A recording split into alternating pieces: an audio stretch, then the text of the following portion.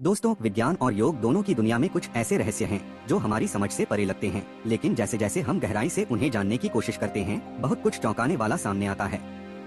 ऐसा ही एक विषय है मृत्यु और ऊर्जा का संबंध। रूस के वैज्ञानिक किरलियान ने एक विशेष प्रकार की फोटोग्राफी तकनीक के जरिए यह पाया कि जब कोई इंसान मरता है तो उसके शरीर से ऊर्जा के वृत्त यानी ऊर्जा के घेरे लगातार बाहर निकलते रहते हैं। ये ऊर्जा मृत्यु के तुरंत बाद ही नहीं बल्कि 3 दिनों तक बाहर आती रही। इसका मतलब यह है कि मृत्यु कोई क्षणिक घटना नहीं है, यह एक लंबी प्रक्रिया है जो शरीर से धीरे धीरे पूरी होती है। आज हम जिसे मृत कहते हैं, शायद वह पूरी तरह से मृत नहीं होता। इसलिए तो हिंदू परंपरा में अंतिम संस्कार के बाद तीसरे दिन हड्डियां चुनने की परंपरा है। हो सकता है इसका संबंध भी इसी बात से हो कि शरीर पूरी तरह शांत होने में समय लेता है। आगे चलकर विज्ञान की दुनिया में ऐसे दिन आ सकते हैं जब किसी को मरने के 3 दिन बाद तक भी जीवन में वापस लाया जा सकेगा। अब जरा एक और प्रयोग की बात करें। किरलियान फोटोग्राफी में जब एक व्यक्ति क्रोध की अवस्था में था, तब उसके शरीर से वही ऊर्जा बाहर निकल रही थी जैसे किसी की मृत्यु के समय होती है।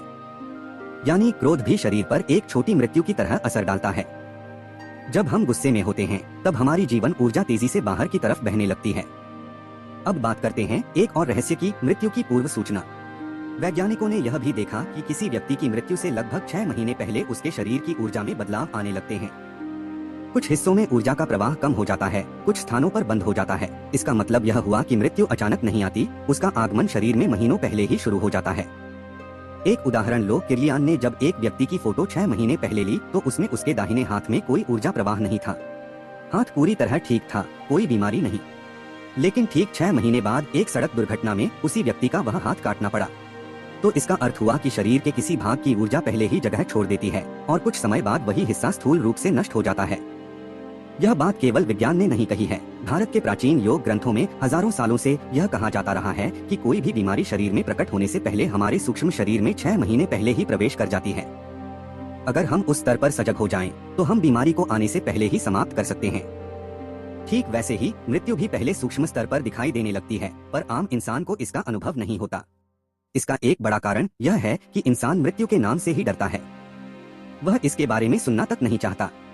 दूसरा कारण है कि आधुनिक जीवन शैली ने उसे इतना संवेदनहीन बना दिया है कि वह अपनी अंतर्दृष्टि अपनी सहज शक्तियों से कट चुका है, जबकि पशु पक्षियों में आज भी यह शक्ति बची हुई है।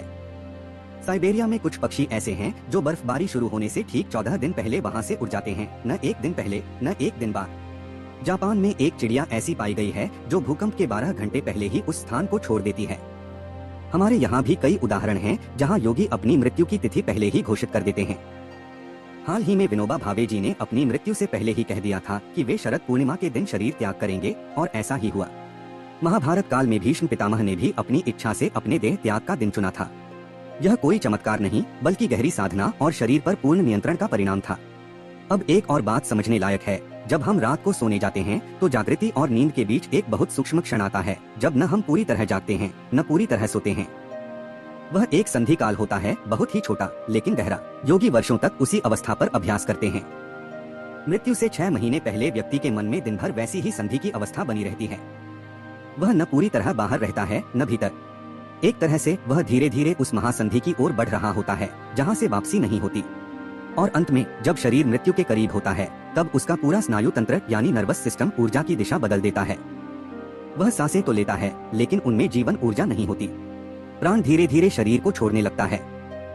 यही कारण है कि अंतिम समय में शरीर धीरे धीरे शांत और थकावट से भर जाता है। तो दोस्तों, मृत्यु कोई डरावनी चीज नहीं बल्कि एक प्राकृतिक प्रक्रिया है जिसे समझने के लिए हमें सूक्ष्म चेतना की आवश्यकता है। अगर हम भीतर से सजग हो जाएं, तो हम न केवल मृत्यु को समझ सकते हैं बल्कि जीवन को भी पूरी तरह जान सकते हैं।